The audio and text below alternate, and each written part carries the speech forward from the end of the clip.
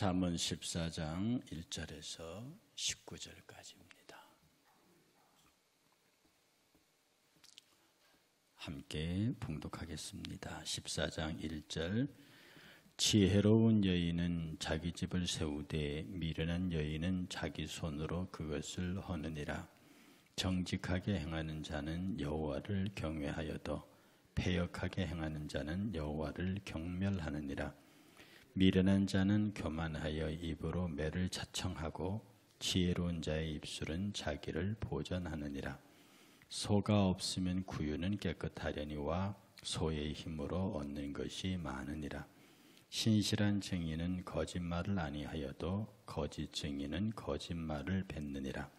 거만한 자는 지혜를 구하여도 얻지 못하거니와 명철한 자는 지식 얻기가 쉬우니라. 너는 미련한 자의 앞을 떠나라. 그 입술에 지식 있음을 보지 못함이니라. 슬기로운 자의 지혜는 자기의 길을 아는 것이라도 미련한 자의 어리석음은 속이는 것이니라. 미련한 자는 죄를 심상히 여겨도 정직한 자 중에는 은혜가 있느니라. 마음의 고통은 자기가 알고 마음의 즐거움은 타인이 참여하지 못하느니라. 악한 자의 집은 망하겠고 정직한 자의 장막은 흥하리라. 어떤 길은 사람이 보기에 바르나 필경은 사망의 길이니라.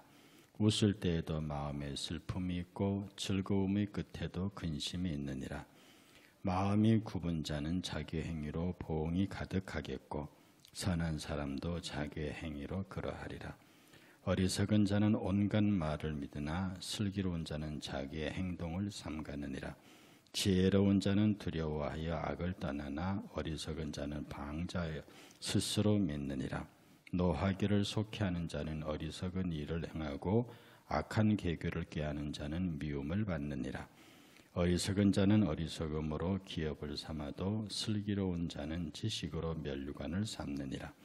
악인은 선인 앞에 엎드리고 불의한 자는 의인의 문에 엎드리느니라. 아멘.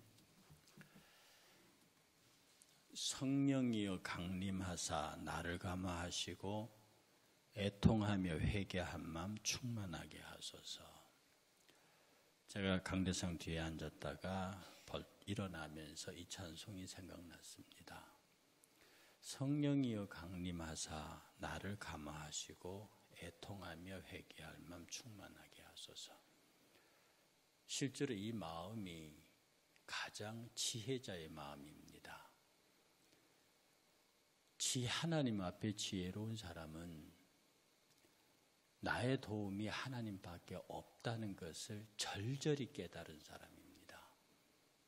하나님 앞에 지혜로운 사람은 내가 하는 행동에 대해서, 내 삶의 태도에 대해서 그분이 내게 어떻게 나오신다고 하는 것을 너무나도 잘 알기 때문에 나는 근본적으로 생각부터 악이요 일거수일투족이 모두 악이라서 나 혼자 스스로 행하면 마땅히 하나님 앞에 대적하는 자가 되어서 패망하려니와 내가 하나님과 함께하는 사람, 그 성령의 임재가 있는 사람이 되면 하나님이 치시고 싶어도 치실 수 없는, 참 표현이 그렇습니다마는 하나님이 마땅히 쳐야 하는 존재임에도 치실 수 없는 존재. 그것은 마치 어머니가 회초리를 들고 자식을 때려야 하는데 그 자식이 어머니 품으로 바짝 달라들어서 어머니가 손으로 매를 휘두를 수 없도록 만들어 버리면서 가슴 속에서 우는 아이의 모습. 성령이여 강림하사 나를 감화하시고 애통하며 회개한 마음 충만하게 하소서. 사실은 우리가 지혜자로 산다고 하면서 하나님의 마음을 거스르는 때가 한두 번이 아닙니다. 성경에 이런 구절이 있어요. 오늘 우리가 함께 읽은 구절에도 그게 있는데요.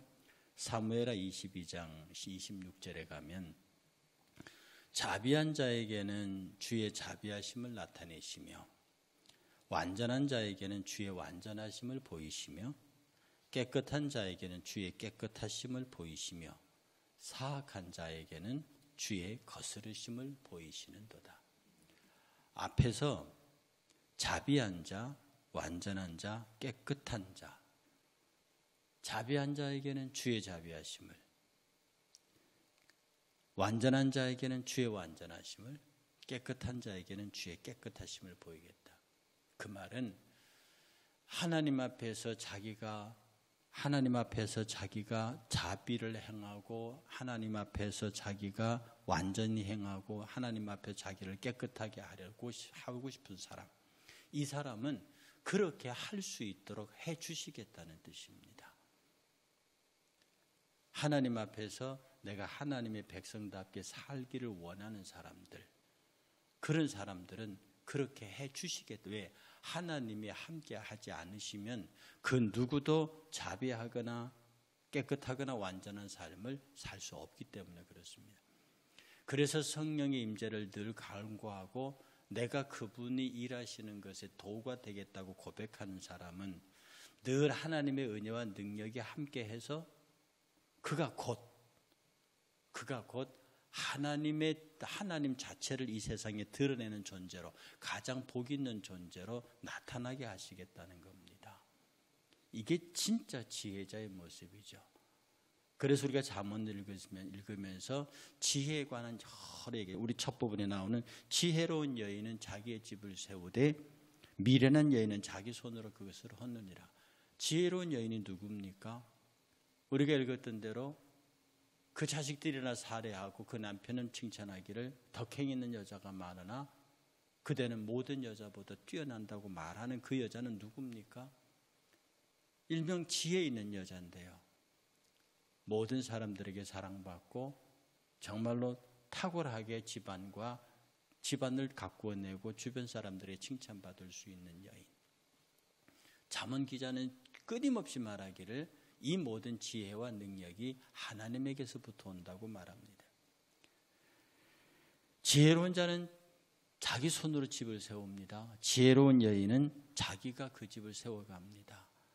하나님과 함께하는 사람, 하나님과 함께하는 여인은 그 집을 세워갑니다. 그러나 어리석고 미련한 여자는 자기 손으로 치어놓은 그 집마저도 헐어버린다는 것. 하나님께서는요, 자비하고 완전하고 깨끗하게 행하는 자에게는 똑같이 나오시지만 사특한 자에게는 주의 거스르심을 보인다고 그랬어요. 사특한다는 것은 하나님에게 거짓말한다고, 하나님한테 자기를 가리운다는 뜻이거든요. 하나님의 자기 자신을 가리는 사람에게는 주의 거스림을 보이시. 이 거스른다는 뜻은 나의 뜻을 저 사람이 알면서 반대로 행하는 겁니다. 자식들이 어버이 뜻을 거스른다 그러잖아요. 아버지가 이렇게 하기를 원하는데 자식들이 그렇게 안 해. 이걸 거스르는 겁니다. 하나님께서 내가 하나님 앞에 사특하게 정직하게 나오지 않으면 하나님이 내 의도를 알고 계시면서도 반대로 가신다는 거예요. 그러니 하나님은 만물이 여김을 받으시는 분이 아니라 하나님은 인간에게 속는 분이 아니십니다. 그러니 하나님 앞에 복 받는 사람은 그냥 정직하게 나오는 사람이, 아프다고 말하고 슬프다고 말하고 배고프다고 말하고 저것이 필요하다고 말하고, 그리고 아주 어린아이처럼 우는 모습에서부터 내가 어떻게 살아야 바르게 살지, 내가 어떻게 살아야 하나님의 영광을 위해 살지, 내가 무엇을 해야 주의 사랑을 입을지에 관해서 끝없이 퀘션 마크를 붙이고 하나님 앞에 묻는 사람. 나는 그것이 완전합니다, 스스로 가능합니다라고 말하는 사람은 어리석은 사람이라고 가르치는 겁니다. 4절에 소가 없으면 구유는 깨끗하려니와 소의 힘으로 얻는 것이 많으니라. 여러분, 구유가 깨끗하면 됩니까? 여러분 아마 시골에서 소 길러 보시고 돼지 길러 보셨는데요, 돼지우리가 깨끗하면 됩니까? 소우리가 깨끗하면 되냐고요. 걸음터가 깨끗하면 됩니까? 물론 우리 농부들이 돼지우리 청소해 줍니다. 또 소우리도 청소해 줍니다. 그러나 청소해놓고 돌아서서 가보면 지저분하다고요. 여러분 그게 정상입니다. 그래서 소우리, 돼지우리, 거름장은 언제나 지저분한 거예요. 그나마 한 번씩 치워준단 말입니다. 그런데 아예 우리의 소가 없어요. 그러면 한 번 치워놓으면 깨끗하지요. 그럼 거기서 뭐가 납니까? 사람들은 깨끗한 것만 좋아한다고 하면 거기 소를 끌어내 버립니다. 거기는 아무것도. 그러나 오늘 지혜자는 말하기를 소의 힘으로 얻는 것이 너무 많아요. 우리가 소우리가 지저분하더라도 그 소를 데리고 농사를 짓고 물건을 나르는 것이 소 주인에게는 월등히 유익하다는 겁니다. 사람은 깨끗해야 할 것은 깨끗해야 하지만 그 깨끗함으로 더러워지는 이런 우리와 같은 것들이 있어요. 그것마저도 자기 의도대로 깨끗하게 치워버리고 하느라고 하는 사람은 결국 외양간에서 소를 몰아내는 사람과 같습니다. 돼지우리에서 돼지를 몰아내는 사람과 같죠. 여러분 가만히 생각해 보십시오. 우리는 우리의 외양간에서 송아지를 밀어낸 적이 없는가? 우리의 돼지우리에서 돼지를 밀어낸 적이 없는가? 그래서 그건 깨끗하다고 말하면서 그것을 좋아하는, 껍데기를 좋아하는 게 없는가? 오늘 이 시대의 교회가 정말로 외형적으로 깨끗하고 안팎으로 아름답게 꾸미면서 그 안에 생명이 없어요. 그 안에 은혜가 없어요. 그 안에 회개가 없어요. 그 안에 가슴을 두드리는 자기 노력이 없어요. 주님 앞에 바로 서려고 하는 자기 결단이 없어요. 겉은 멀쩡합니다. 깨끗한 우리입니다. 근데 그 안에 소가 없어요. 지혜자라 할 수 있습니까? 지혜자의 마음은 늘 성령께서 강림하셔서 나를 주의 은혜로 가득 채우시고, 그래서 외형은 조금 예수의 이름으로 살기 때문에 세상 사람들이 보기에는 거칠게 보일 수 있습니다. 세상 사람들이 보이기에는 조금 미련하게 보일 수 있어요. 그들이 보는 우리처럼 보일 수 있다. 그러나 그 우리에 소가 가득 있어요. 그 집은 넉넉한 집인 겁니다. 12절에 보면 어떤 길은 사람이 보기에 바르나 필경은 사망의 길이니라. 웃을 때에도 마음에 슬픔이 있고 즐거움의 끝에도 근심이 있느니라. 어떤 길은 사람이 보기에는 바르나 필경은 사망이다. 이 말을 예수님께서 어떻게 부르셨습니까? 좁은 길로 들어가라. 넓은 길은 길이 넓어서 찾는 사람들이 많지만 좁은 길은 협착하여 찾는 사람이 적다. 어떤 길은 사람이 보기에 좋아요. 이 좋다는 뜻은 바르다는 뜻입니다. 어떤 길은 사람들이 보기에 사람은 저렇게 살아야 돼. 참 저 청년 반듯하게 잘한다. 세상 사람들이 그렇게 말한다는 거죠. 당연히 예수 안 믿는 청년들 중에, 예수 안 믿는 사람 중에 바른 길 가는 사람이 많습니다. 그럼에도 불구하고 그 길은 필경은 사망입니다. 필경은 사망입니다. 우리가 가는 길은요, 세상 사람들이 보기에는 나쁜 길이라기보다도, 세상 사람들이 그리스도인이 가는 길을 보기에는 나쁜 길이라기보다는 고리타분한 길, 답답한 길, 모자라는 길, 지혜롭지 못한 길, 그렇게 보입니다. 꼭 그렇게 할 필요가 있느냐? 오버한다고 말합니다. 꼭 그렇게 새벽 제단을 지켜야 하니? 꼭 그렇게 금요철에 나와야 하니?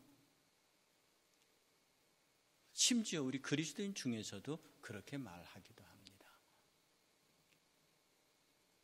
그러나 세상의 지혜로운 것이 하나님의 미련한 것보다 앞설 수는 없습니다. 세상에 강한 것이 하나님의 약한 것을 이길 수 없어요. 누가 모사가 돼서 하나님을 판단하고 누가 지략가가 되어서 하나님의 계획을 바꿀 수 있겠습니까? 그러니 우리가 이 땅에서 지혜자의 모습으로 산다고 할 때 주님은 이 말씀을 이렇게 표현했습니다. 좁은 길로 들어가라. 그게 지혜자입니다. 그러니 우리가 신앙적으로요, 조금 힘들어도요, 사람들이 보기에 그렇게 아름답지 못해도 우리 안에 소가, 돼지가 우글우글 해야 합니다. 그리고 조금은 불편하고 조금은 힘들어도 좁은 길을 갈 수 있어야 합니다.